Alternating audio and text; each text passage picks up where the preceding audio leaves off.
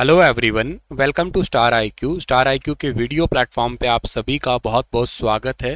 प्यारे दोस्तों, आज है 11 अक्टूबर और 11 अक्टूबर 2023 के हरियाणा करंट अफेयर इस वीडियो में हम पढ़ने वाले हैं। आप सभी को राधे राधे, नमस्कार।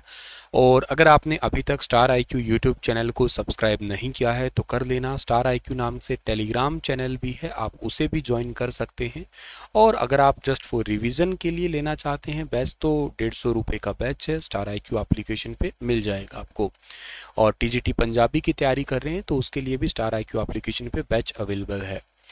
हरियाणा के किस पहलवान ने आंखों से ऑल्टो कार खींच के एक नया वर्ल्ड रिकॉर्ड बनाया है? तो हरियाणा के पहलवान, जिनका नाम है पहलवान विजेंद्र सिंह, इन्होंने आंखों से ऑल्टो कार खींच के एक नया वर्ल्ड रिकॉर्ड बनाया है। यानी कि ऑप्शन नंबर ए इस सवाल का बिल्कुल ठीक रहेगा हमारा। हरियाणा के हिसार स्थित उत्तरी क्षेत्र फार्म मशीनरी प्रशिक्षण और प्रशिक्षण संस्थान ने किसके साथ समझौता ज्ञापन पर हस्ताक्षर किए हैं? With whom did the northern region farm machinery training and testing institute Hisar Haryana sign a memorandum of understanding. आपको मैं बता देता हूँ, हरियाणा के अंदर टीटीआई हिसार के अंदर पड़ती है, ये सिरसा रोड के ऊपर। और इसके साथ अभी रिसेंटली समझौता हुआ है महिंद्रा एंड महिंद्रा का। ऑप्शन नंबर बी इस सवाल का ठीक है। एक रणनीतिक समझौता हुआ है। इसका मतलब यह है कि जितने भी युवा है इनके स्किल को बढ़ावा देने के लिए और एग्रीकल्चर मशीनरी के क्षेत्र में करियर के लिए एक आवश्यक विशेषज्ञता को मतलब थोड़ा लाने के लिए, जैसे आजकल एग्रीकल्चर के अंदर एग्रीकल्चर का कोई भी एक्चुअली यूनिकॉर्न बिजनेस नहीं है इंडिया के अंदर, इसलिए इसकी तरफ भी ध्यान देने के लिए ये एक समझौता किया गया है महिंद्रा एंड महिंद्रा के साथ में अभी हाल ही में।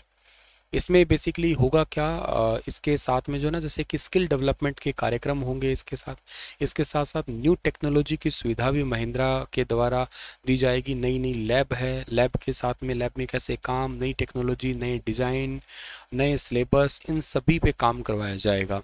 और एक्चुअली इस इंटर्नशिप के माध्यम से ऐसा कुछ होगा कि जैसे मान लेते हैं कि यहाँ पे बच्चे पढ़ रहे हैं, इनके बाद में यहाँ महिंद्रा एंड महिंद्रा में इंटर्नशिप के बाद में यहीं से ही जॉब लगवाई जाएगी। तो एक बड़ा बेनिफिट ये भी है कि बच्चों को डायरेक्ट जॉब भी मिल जाएगी, इसके अलावा स्किल डेवलपमेंट का भी काम होगा और नई टेक्नोलॉजी के साथ में देश भी आगे जाएगा। अच्छी बात है ये।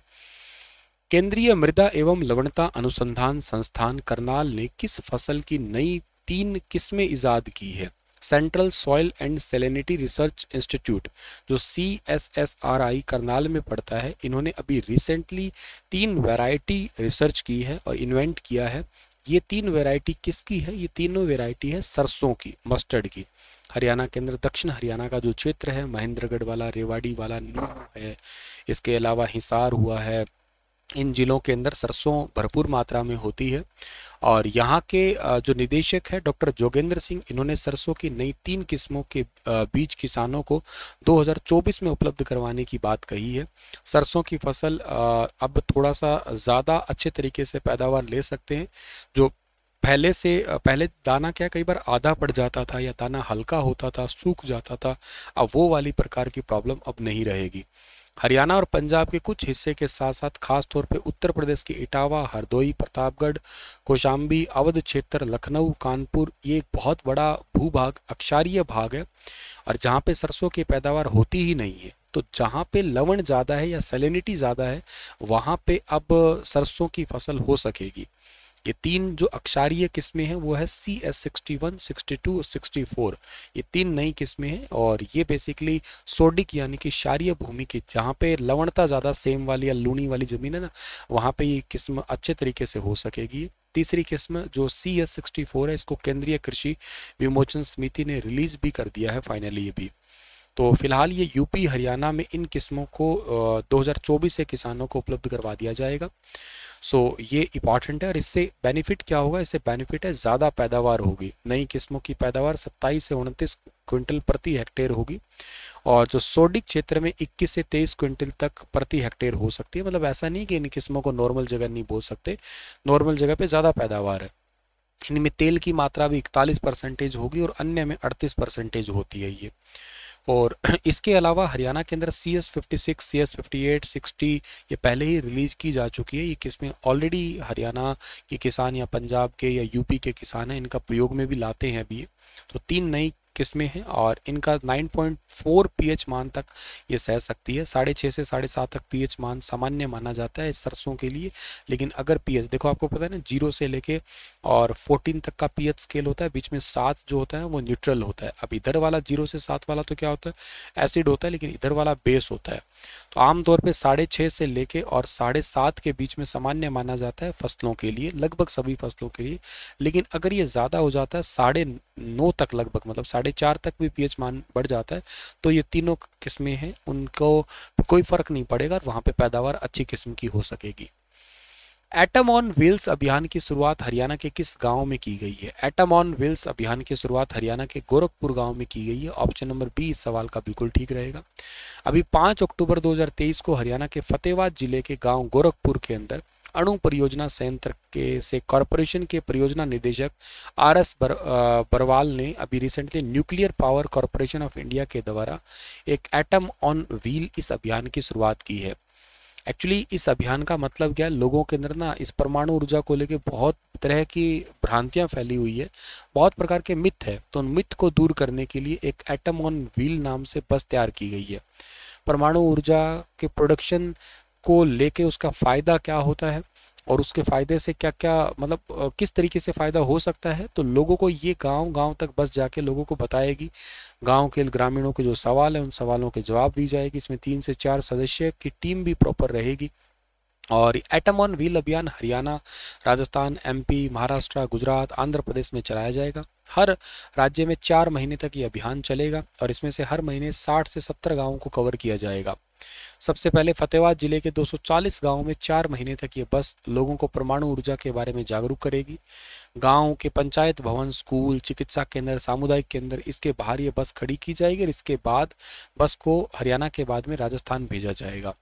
तो इसका काम है, मतलब जो मिथ बहुत है कि परमाणु ऊर्जा से ऐसा है, देखो नेगेटिव तो कहीं ना कहीं है एटम का लॉस, जब कब वो ब्लास्ट हो जाए तब। अदरवाइज एटॉमिक एनर्जी कितनी ज़्यादा बेनिफिशियल हो सकती है, इसके लिए ये परमाणु ऊर्जा या एटम ऑन व्हील अभियान चलाया गया है आपका। ये परमाणु ऊर्जा के उत्पादन से खपत, इसकी विशेषता, इसका यूज, इसके सुरक्षा से जुड़ी जानकारी, किस तरीके से जो है ना एग्जिबिट पैनल, ये सब कुछ तैयार की जाएगी। फतेहाबाद जिले के गांव गोरखपुर के अंदर 700 मेगावाट की 2 यूनिट अभी चल रही है और पहली यूनिट का काम साल 2028 तक कंप्लीट पूरा हो जाएगा। अभी इस पे निर्माणाधीन है। 2014 के अंदर जो है ना भारत के उस समय के प्रधानमंत्री डॉक्टर मनमोहन सिंह ने इसका शिलान्यास किया था और पूर्ण रूप से स्वदेशी है ये। 2800 मेगावाट बिजली का उत्पादन होगा यहाँ पे। टोटल 700 मेगावाट की 4 यूनिट बनेगी। सारा कार्य साल 2036 तक कंप्लीट होगा और इस पे टोटल 50,000 करोड़ रुपए का खर्चा आएगा। और बता देता हूँ, नॉर्दर्न इंडिया का पहला ये परमाणु संयंत्र है, इसकी घोषणा भी हो चुकी है। ये क्वेश्चन भी शायद एग्जाम में पूछा जा चुका है, तो बहुत ज़्यादा इंपॉर्टेंट क्वेश्चन है एग्जाम के लिए ये।